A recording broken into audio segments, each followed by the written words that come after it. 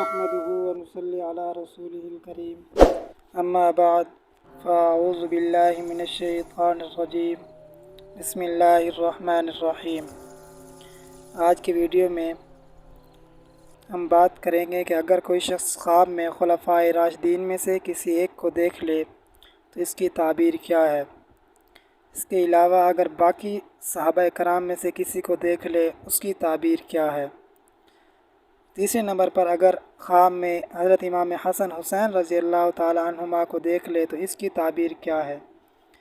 اور اس کے علاوہ چند مشہور صحابہ کرام اگر خواب میں دیکھ لے اس کی تعبیر کیا ہے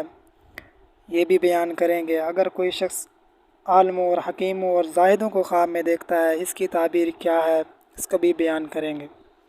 سب سے پہلے شروع کرتے ہیں حضرت ابوبکر صدیق رضی اللہ تعالی عنہ سے۔ اگر کوئی شخص خواب میں حضرت ابوبکر صدیق رضی اللہ تعالی عنہ کو دیکھ لیتا ہے تو اس کے بارے میں حضرت محمد ابن سیرین رحمۃ اللہ علیہ نے فرمایا،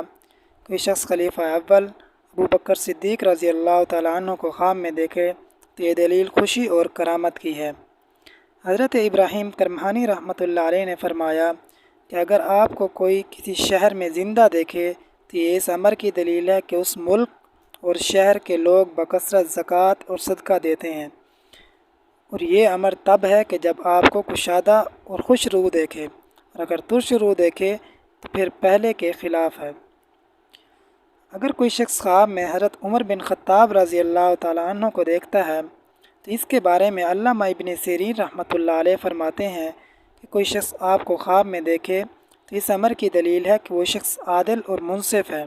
اور اگر آپ کو کسی شہر میں کشادہ روح اور خوش روح طبیعت دیکھے تو اس امر کی دلیل ہے کہ اس شہر میں عدل اور انصاف ظاہر ہوگا۔ تیسرے نمبر پر اگر کوئی شخص خواب میں حضرت عثمان بن عفان رضی اللہ تعالی عنہ کو دیکھتا ہے تو اس کے بارے میں ابن سیرین رحمۃ اللہ علیہ نے فرمایا، اگر وہ آپ کو خوش طبیعت اور ہنستا ہوا دیکھے تو اس امر کی دلیل ہے کہ اس شہر کے لوگ قرآن مجید اور علم سیکھنے میں رغبت کریں گے۔ چوتھے نمبر پر اگر کوئی شخص خواب میں حضرت علی المرتضیٰ رضی اللہ تعالیٰ عنہ کو دیکھتا ہے تو اس کے بارے میں علامہ ابن سیرین رحمۃ اللہ علیہ نے فرمایا کہ اگر وہ آپ کو خوش طبیعت اور ہنستے ہوئے دیکھتا ہے تو اس امر کی دلیل ہے کہ وہ کرامت اور شجاعت اور سرداری پائے گا، اور جس شہر میں دیکھے گا وہ شہر عدل اور انصاف سے متصف ہوگا۔ لیکن اگر وہ آپ کو خوش روح نہیں دیکھتا بلکہ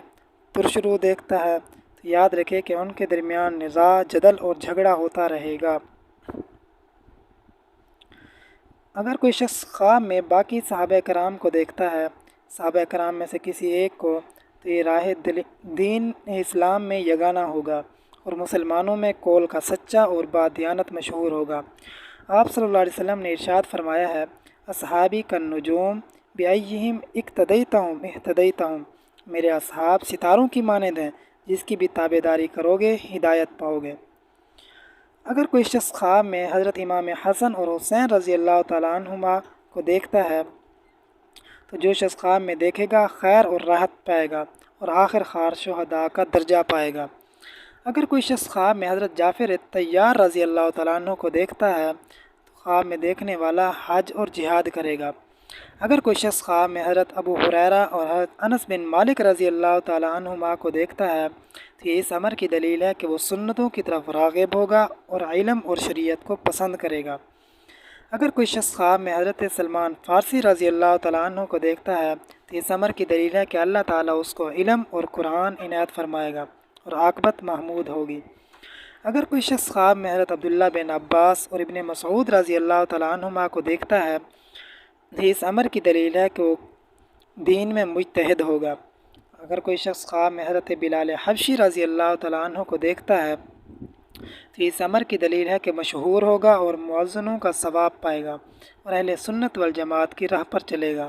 حاصل یہ ہے کہ آپ صلی اللہ علیہ وسلم کے اصحاب کرام کو خواب میں دیکھنا خیر اور منفعت کی دلیل ہے۔